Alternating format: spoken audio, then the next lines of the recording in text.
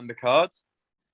Parker Joyce facing off. So Yes, you know, so, it's an open secret. My opinion is it's a tough fight for both.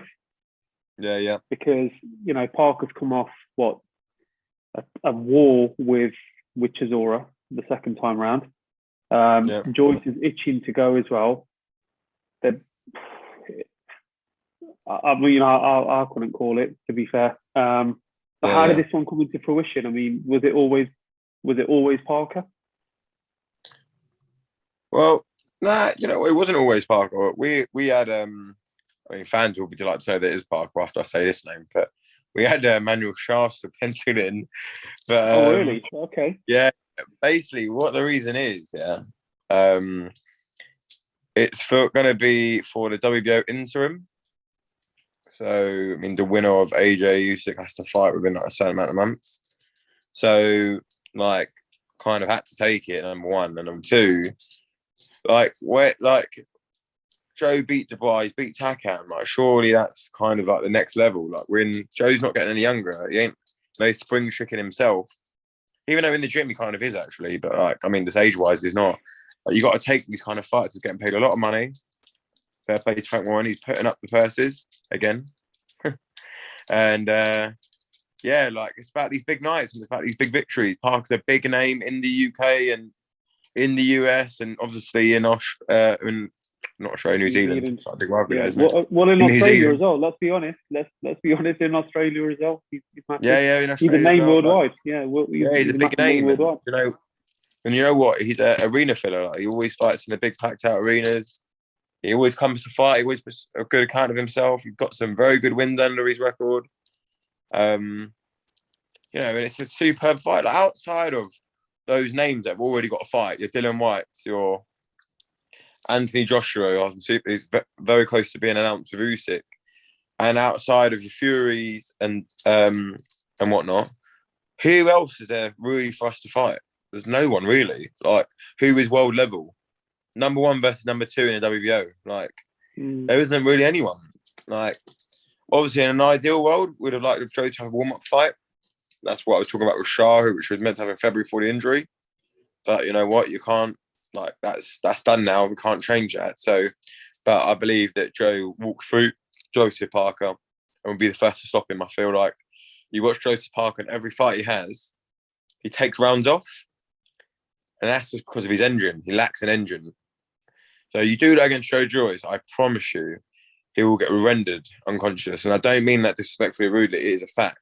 The one person you can't stop throwing punches with in the heavyweight division is genuinely him.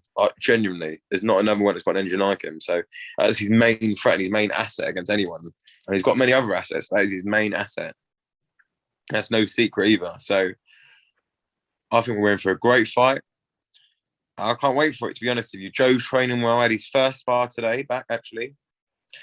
Looking well. Going back to Vegas soon after the press week next week, media for that. So that's it with him. But yeah, it's good. Really excited. Really excited. It's the biggest night of S-JAM's history as well, so far, in our short time as a management company. You say it's short, but how long has it been though now? I mean, 5 years? It's actually our 5th year. Yeah, I was going to say it has been. It's just flown by, hasn't it? From its humble beginnings into where the plan originally was of S-JAM was to take on a few fighters. I mean, we still have actually only got a few. We're going to make 2 announcements soon on new signings, so that will take us up to 12. I think there's a bit more than what we first predicted, but it's going well. I'm always busy. Sometimes too busy. But yeah, it's going good, man. And that's going to be a big night for us. Big night for us. Big night for Joe. Big night for BT. Big night for Frank. Because look, Frank's got a lot of eggs in this heavyweight division right now, he's got Dubois, who's going to be fighting for the regular title, which I think soon they'll end up scrapping that regular title and then they're making mandatory for the super. That's what they're doing with a lot of the other regulars, aren't they? So that'd be a great opportunity for him to probably fight for a vacant WBA. Well, you hope it's a vacant WBA. I don't know. I'd want to fight Usyk for that way, but and then he's got obviously Fury. Don't really know what's going on with him moving forward after this fight, of course. And he's got Joe Joyce. It's 3 massive heavyweights in the heavyweight division. So, but But yeah, I'm really excited for this one. This is a big night. Big night. Brilliant. Shane, we'll wrap things up. Thank you so much for joining us at the 11th hour to discuss